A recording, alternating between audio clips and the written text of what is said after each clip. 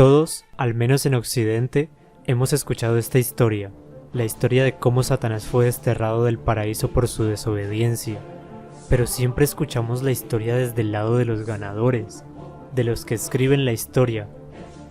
¿Y si por una vez escucháramos la historia desde el otro lado?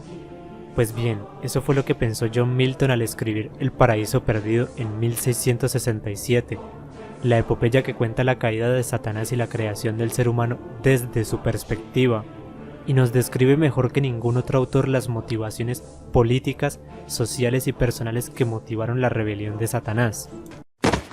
El libro empieza luego de la pelea por el reino de los cielos, después de que Satanás perdió la batalla contra los ángeles y la tercera parte de los habitantes del cielo fueron arrojados al caos del abismo.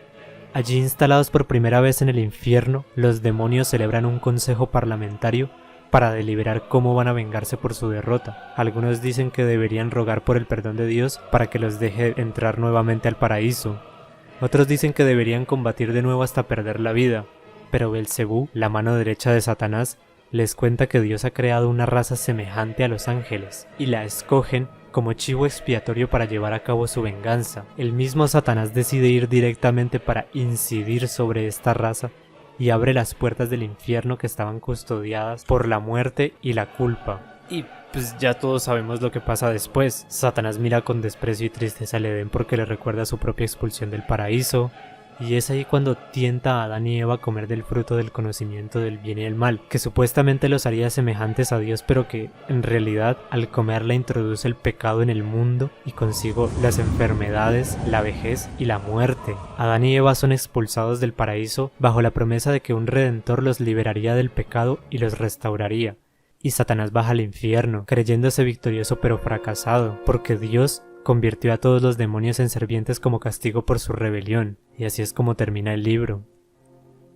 Lo que realmente me gusta de esta obra es el tratamiento y el desarrollo del personaje principal, Satanás, que no es realmente un villano, incluso no lo describen como alguien malo, sino como un héroe sufriente o un antihéroe, pero, a ver, a todas estas, ¿qué es un antihéroe? Porque parece que todos tenemos más o menos claro qué es un héroe y qué es un villano, pero no todos nos ponemos de acuerdo a la hora de definir qué es un héroe.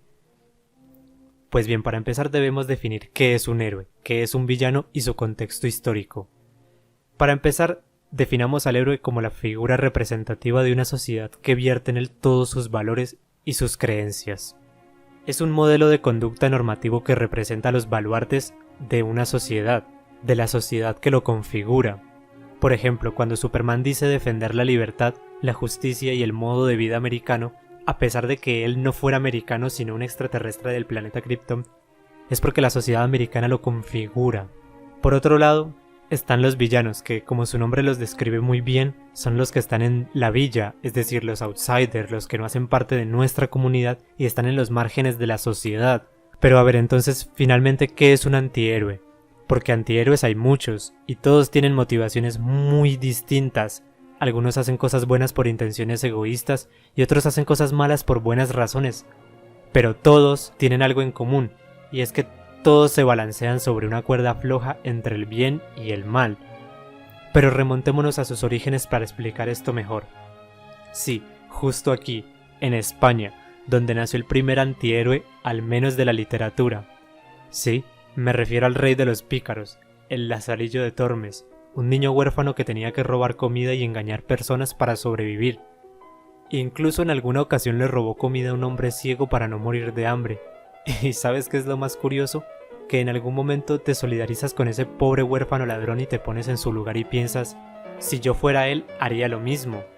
Y es porque todos los antihéroes son el síntoma de una sociedad en crisis, cuyo tejido social está descompuesto y ya no es posible diferenciar el bien y el mal, porque en una sociedad bien alimentada con una población no muy descontenta, parece fácil diferenciar el bien del mal, los buenos de los malos, pero en una sociedad en crisis, con un tejido social descompuesto donde los niños son abandonados y tienen que robar comida para sobrevivir, como en la España de Lazarillo, ¿cómo diferenciar el bien del mal?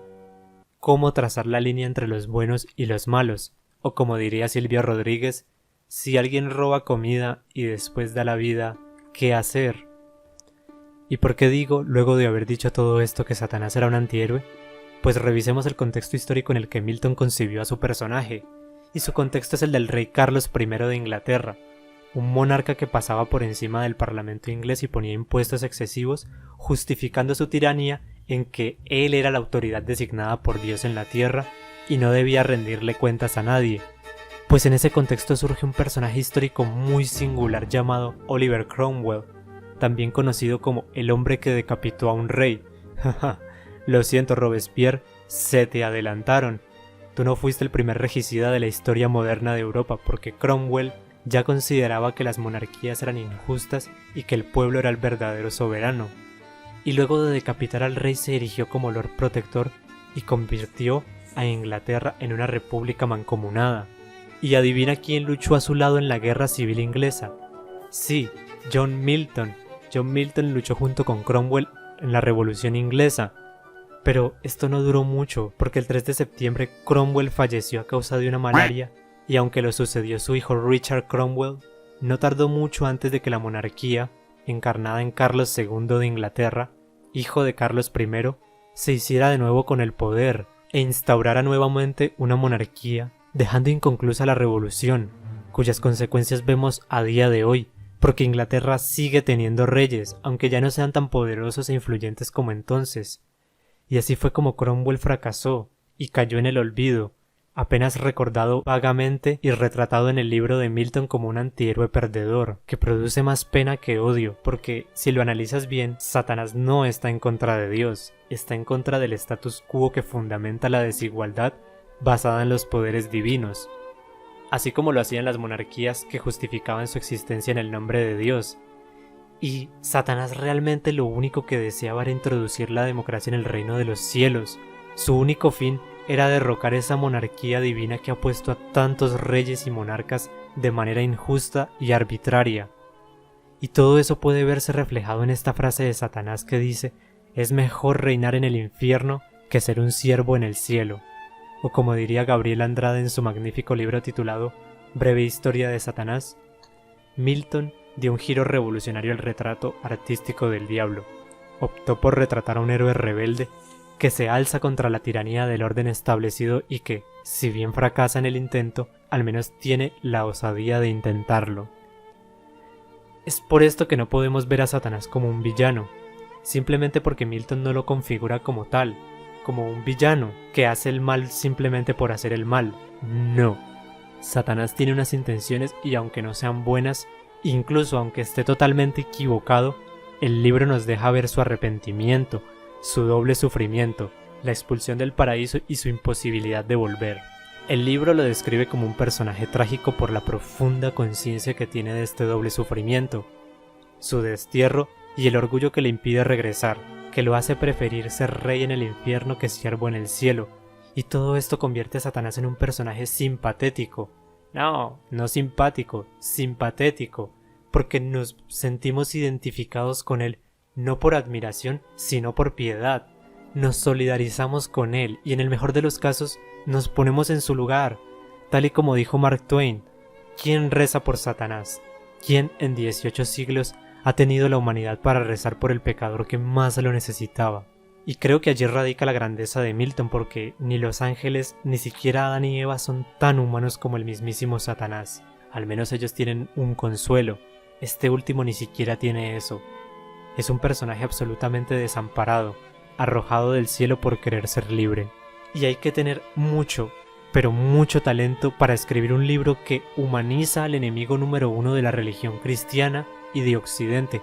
Porque sí, tú puedes ser ateo, pero naciste en el hemisferio más cristiano del mundo, y ya sea tus padres o tu familia, te enseñaron que este tipo era malo, y el hecho de que Milton escriba un libro que te haga pensar que quizás no es tan malo, que quizás es malo porque nunca escuchamos su versión de la historia, te hace pensar en lo frágil y delgada que es la línea entre el bien y el mal, lo correcto y lo incorrecto, y de cómo la historia la escriben siempre los ganadores, o como dice un viejo dicho, la araña siempre será la mala si solo escuchamos la versión de la mariposa. Y bueno, creo que esto ha sido todo. No olvides suscribirte al canal. Si pudieras compartir el video te lo agradecería mucho. Quiero darle las gracias a mi amigo Daniel Malgarejo que me permitió usar su arte para la creación de este video. Abajo en la descripción del video te dejo su fanpage. Por favor, visítalo, tiene un excelente trabajo artístico. Hasta la próxima.